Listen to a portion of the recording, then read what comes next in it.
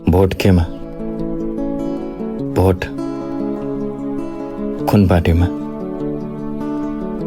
तिमी अझै पनि कन्फ्युज छौ है भोट कुन पार्टीमा दिने भनेर। ए बाबा, तिमी कसरी बिर्सिन सक्छौ यति सजिलै यति छिटै त्यो द्वन्द? एउटा आमाले आफ्नो सन्तान गुमाएको छ, एउटा परिवारले आफ्नो जड गुमाएको छ, एउटा बाउ टुहुरो भएको छ। तिमी कसरी बिर्सिन सक्छौ यति सजिलै यति छिटै त्यो द्वन्द? तिमी अझै पनि कन्फ्युज छौ भने नि साथी, तिमी नै गलत हौ।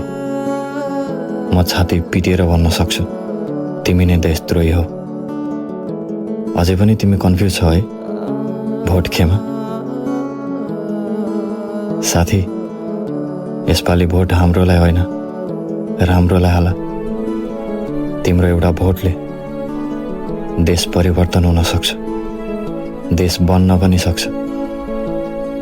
यसपालि नसोची भोट राम्रोलाई हाल, हाम्रोलाई होइन। देश आफै भन्छ।